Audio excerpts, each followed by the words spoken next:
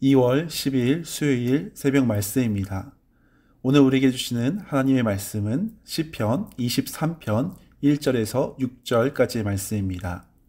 구약성경 시편 23편 1절에서 6절 말씀, 하나님의 말씀 봉독하겠습니다. 여호와는 나의 목자시니 내게 부족함이 없으리로다. 그가 나를 푸른 풀밭에 누이시며 쉴만한 물가로 인도하시는도다. 내 영혼을 소생시키시고 자기 이름을 위하여 의의 길로 인도하시는도다. 내가 사망의 음침한 골짜기로 다닐지라도 해를 두려워하지 않을 것은 주께서 나와 함께 하심이라. 주의 지팡이와 막대기가 나를 안위하시나이다. 주께서 내 원수의 목전에서 내게 상을 차려주시고 기름을 내 머리에 부으셨으니 내 잔이 넘치나이다. 내 평생의 선하심과 인자하심이 반드시 나를 따르리니 내가 여호와의 집에 영원히 살리로다. 아멘. 어느 교회에 주보를 담당하고 있는 인쇄소에서 담임 목사님께 전화를 하였습니다. 설교 제목이 빠져 있었기 때문에 목사님께 설교 제목을 물어보았습니다. 그랬더니 목사님께서 여호와는 나의 목자시니 라고 알려주었습니다. 평소 이 목사님의 설교 제목이 길었기 때문에 인쇄소 직원은 다시 물었습니다. 목사님, 그게 다입니까? 그때 목사님은 대답했습니다. 여호와는 나의 목자시니 네, 그것으로 충분합니다. 이렇게 말했습니다. 다음날 배달된 주보의 설교 제목을 보고 목사님은 깜짝 놀랐다고 합니다. 설교 제목이 여호와는 나의 목자시니 네, 그것으로 충분합니다. 이렇게 인쇄되어 있었다고 합니다. 여호와는 나의 목자시니 네, 그것으로 충분합니다. 이렇게 인쇄되었던 거예요. 그러니까 놀라긴 했지만 한편으로 큰 감동을 받았다고 합니다. 그래, 여호와는 목자시니 나의 목자시니 그것으로 충분하지. 정말 그렇지 않습니까? 여호와께서 우리의 목자이신데 나의 목자이신데 이것으로 우리는 충분합니다. 우리에게 무엇이 더 필요하겠습니까? 오늘 시편 23편 1절 말씀처럼 여호와는 나의 목자시니 내게 부족함이 없으리로다. 이 말씀을 믿고 주님을 의지하며 살아간다면 오늘 설교는 이것으로 충분합니다. 더 이상 제가 추가로 드릴 말씀이 정말 없을 정도입니다. 여기서 설교를 마무리하면 좋겠지만 더 풍성한 은혜를 위해서 풍성한 묵상을 위해 함께 말씀을 더 살펴보도록 하겠습니다. 시편 23편은 너무나 유명한 구절입니다. 설교의 황태자라 불리는 스펄전 목사님은 시편 23편을 시편의 진주라고 부를 정도였습니다. 이 시편 23편은 성도들에게 가장 사랑받는 성경 말씀이면서 많은 분들이 암송하고 찬양으로 부르는 은혜로운 구절입니다. 저도 개인적으로 병원 신방을 가거나 특히 중환자실에 입원해 있는 위급한 환자들을 병문안 가게 되면 이 시편 23편 말씀을 간절한 마음으로 읽어드립니다. 그리고 이 말씀에 의지하여 정성껏 기도해 드리는 경우가 종종 있습니다. 실제로 그리스도인 10명 중에 9명은 90%가 마지막 자신의 임종의 시간에 가장 듣고 싶은 말씀이 무엇입니까? 라고 물었는데 그중 10명 중에 9명이 이 시편 23편을 선택했다고 합니다. 임종의 순간뿐만 아니라 우리가 매일 붙잡아야 할 말씀이 바로 이 시편 23편이라고 생각됩니다. 함께 시편 23편을 묵상하면서 견고한 믿음으로 승리하는 귀한 믿음의 성도님들 되시기를 간절히 축복합니다. 먼저 우리가 함께 묵상해야 할 내용은 여호와께서 나의 목자가 되어 주신다는 사실입니다. 여호와께서 나의 목자가 되어 주십니다. 1절에 이렇게 말씀합니다. 여호와는 나의 목자시니 내게 부족함이 없으리로다. 강원도 사투리로 이 구절을 보니까 이렇게 나옵니다. 여보소요, 여호와는요 우리 목자래요. 경상도 사투리로 이렇게 말합니다. 여호와가 내 목자 아이가 내삼아 답답할 게 없대. 전라도 사투리입니다. 아따 거시기 여호와가 시방 나의 목자신디 나가 부족함이 있겠는가? 죄송합니다. 사투리인데 억양은 다 똑같아서 참 민망합니다. 네, 여호와는 우리의 목자이십니다. 여호와라는 단어가 구약 성경에만 무려 6,000번 이상 나온다고 합니다. 굉장히 많이 나오죠. 여호와는 하나님의 거룩한 이름입니다. 그 뜻은 스스로 있는 자입니다. 누구의 도움이 없이도 존재할 수 있는 절대 유일한 존재입니다. 스스로 계시는 전지전능하신 분이십니다. 세상 만물을 다스리시고 통치하시는 전능하신 창조주 여호와께서 우리의 목자가 되어주신다는 것은 세상에서 가장 큰 축복이고 가장 큰 기적입니다. 우리는 어떤 존재입니까? 천재 철학자 파스칼은 이렇게 말했습니다. 인간은 한 줄기 갈대에 지나지 않는다. 인간은 실로 자연 가운데서도 가장 연약한 존재이다 라고 이야기했습니다. 또 그는 세상에는 두 종류의 인간만이 존재한다. 그 하나는 자신을 죄인이라고 생각하는 의인이고 또 다른 하나는 자기를 의인이라고 생각하는 죄인이다. 좀 말이 헷갈린 것 같지만 결국은 인간은 다 죄인이라는 고백입니다. 그렇다면 성경은 우리에게 어떻게 말씀하고 있습니까? 이사야 53장 6절에 보면 이렇게 나옵니다. 우리는 다 양 같아서 그릇 행하여 각기 제 길로 갔거늘. 우리는 다 양 같아서 잘못 행하여 각기 자기의 길, 사망의 길, 죄악의 길로 갔다고 말씀합니다. 이미 죽음의 길로 간 존재입니다. 그런데 하반절에 놀라운 구원의 소식을 일방적으로 약속하시면서 선포합니다. 이사야 53장 6절 하반절에 여호와께서는 우리 모두의 죄악을 그에게 담당시키셨도다. 하나님께서는 친히 우리의 목자가 되어주셔서 우리의 죄악을 다 담당하셨습니다. 천사를 통하여 대신 우리를 통치하도록 하신 것이 아니라 죄악 가운데 이미 죽은 우리를 살려주시기 위해 하나님께서 친히 목자로서 이 땅 가운데 오셨습니다. 그래서 요한복음 10장 11절에 이렇게 말씀합니다. 나는 선한 목자라. 나는 선한 목자라. 실제 고대 중동 사회에서 한 명의 목자가 감당할 수 있는 양떼의 숫자는 적게는 30마리, 최대 75마리였다고 합니다. 따라서 많은 양을 가지고 있는 소유주, 이 소유 목자는 삭군 목자들을 돈을 주고 고용해서 삭을 주고 목자들을 고용해서 수많은 양떼들을 관리하게 했습니다.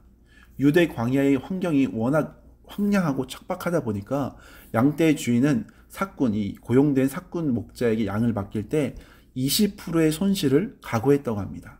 쉽게 말해서 양의 소유주가 50마리의 양을 삭군 목자, 이 고용된 목자에게 맡길 때 그 중에 20%인 10마리는 없어져도 괜찮겠다는 각오로 맡겼다는 겁니다.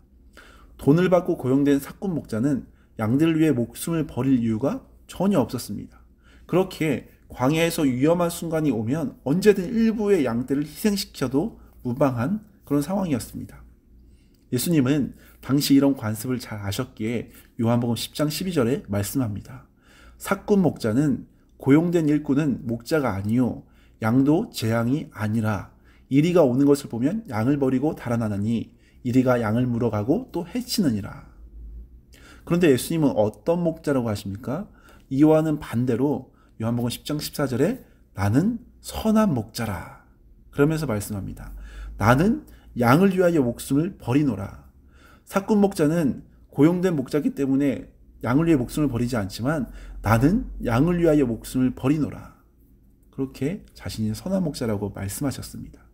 우리 주님은 잃은 양 한 마리도 결코 포기하지 않으시는 선한 목자이십니다. 그것을 마태복음 18장에 잃은 양 비유를 통해서 말씀하셨습니다. 마태복음 18장 13절에 이렇게 나옵니다. 진실로 너희에게 이르노니 만일 찾으면 길을 잃지 아니한 99마리보다 이것을 더 기뻐하리라. 주님은 99마리의 양을 놓아두고서라도 잃어버린 한 마리의 양을 찾기 위해 생명을 다하시는 분이십니다. 끝까지 우리를 놓지 않으시고 책임지시는 사랑의 선한 목자가 되어주십니다.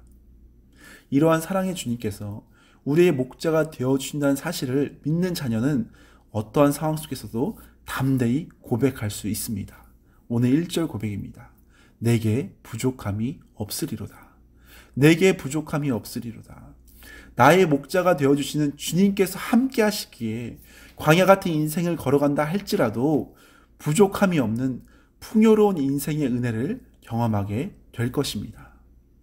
우리는 흔히 시편 23편을 읽으면서 다윗이 어린 목동 시절에 그냥 편안히 지은 시라고 생각할 수도 있습니다. 그러나 구약을 연구하는 학자들은 대부분 이 시의 내용을 보면서 그가 말년에 지은 시라고 추정합니다.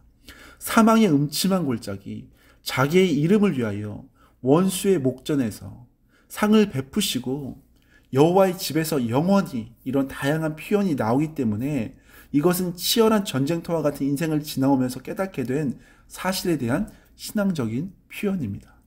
또 어떤 학자들은 이 시가 자기 아들 압살롬의 반란 이후에 도망가는 죽음의 위협 가운데 쓴 시로 보기도 합니다. 그렇게 보면 시에는 인생이 가장 힘들고 어려운 시기에 여호와는 나의 목자이십니다. 여호와만이 나의 목자이십니다. 라고 고백하며 그렇게 주님을 찬양하고 있는 상황입니다. 사랑하는 여러분, 척박한 광야 인생길 가운데 홀로 던져진 것 같은 외로움과 힘겨움 속에 놓여 있는 분이 계시지는 않으십니까? 우리가 오늘을 살아갈 수 있는 힘은 오직 주님께서 우리의 선한 목자가 되어주시기 때문입니다. 선한 목자는 우리를 버리지 않으십니다.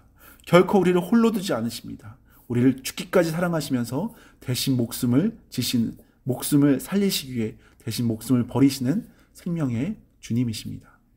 주변 환경의 모든 것이 다 부족하고 초라하고 어려운 상황에 있다 하더라도 우리를 끝까지 돌보시고 책임지시는 주님께서 선한 목자로서 우리를 인도해 가시는 그것을 믿으시기를 간절히 소망합니다. 그렇기에 우리는 광야길을 걷는다 해도 부족함이 없는 인생, 내 잔이 넘치는 인생, 풍성한 은혜를 경험하는 믿음의 은혜의 삶이 될 줄로 믿습니다. 오늘은 우리 삶의 건강을 위한 처방전으로 말씀을 마무리하려고 합니다. 처방전, 귀하의 영과 육의 건강을 기원하며 다음과 같이 처방합니다. 약의 이름, 구약, 약의 종류, 시편 23편, 용법 및 용량, 매일 수시로 식전과 식후에 물 없이 천천히 씹어서 드십시오. 기타 사항, 꾸준히 반복적으로 복용하셔야 뚜렷한 효과를 볼 수 있습니다. 이 시편 23편 은혜의 약을 드시면서 놀라운 주님의 치유의 손길을 날마다 경험하실 수 있기를 간절히 바랍니다. 그래서 우리의 선한 목자 되신 주님 붙잡고 광야길 가운데서도 부족함이 없는 인생, 평생에 주님의 선하심과 인자하심이 충만한 인생 되시기를 예수님의 이름으로 축복합니다. 같이 기도하시겠습니다. 여호와는 나의 목자시니 내게 부족함이 없으리로다. 주님께서 우리의 선한 목자가 되어주시고 우리를 죽기까지 사랑하셔서 죽어야 할 우리를 대신하여 십자가를 지시고 우리에게 새로운 생명, 영원한 생명을 약속해 주시니 너무나 감사합니다. 광야길을 하루하루 걷는 이 인생길 가운데 주님이 함께 하시기에 부족함이 없는 인생, 주님이 함께 하시기에 어떠한 골짜기를 지날지라도 두려워하지 않는 담대한 믿음의 삶이 될 수 있도록 주님 은혜를 더하여 주시옵소서. 그래서 우리 눈에는, 우리의 상황으로는 너무나 부족한 것이 많은 것 같을지라도 주님이 함께 하신다면 우리가 무엇을 두려워하겠습니까? 담대함으로 날마다 믿음 가운데 승리하는 우리의 삶이 될 수 있도록 도와주시옵소서. 그래서 세상이 줄 수 없는 주님으로부터 공급받는 평생의 선하심과 인자하심이 날마다 충만한 우리 한 분 한 분 우리 성도님들 될 수 있도록 도와주시옵소서. 날마다 우리의 선한 목자가 되시는 그 주님을 의지하고 그 주님을 묵상하고 주님이 베푸시는 그 손길을 기억하며 날마다 감사와 찬양이 흘러넘치는 복된 삶이 될 수 있도록 주관하여 주시옵소서. 우리가 기도할 때, 우리가 신음하며 주 앞에 간구할 때 주님 응답하여 주시고 하늘의 문을 여시사 놀라운 은혜의 폭포수를 날마다 부어 주시옵소서. 그래서 이 광야길 하루하루 걸어갈 때 만나와 배추라기로 먹이시고 또 풍성한 은혜의 꼴을 누리는 우리의 삶 주님 축복으로 이끌어 주시옵소서.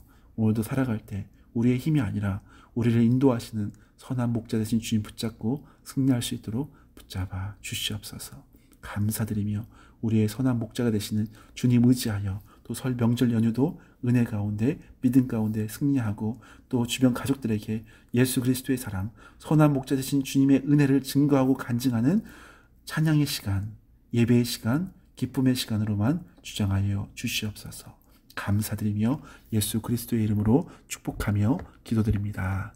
아멘.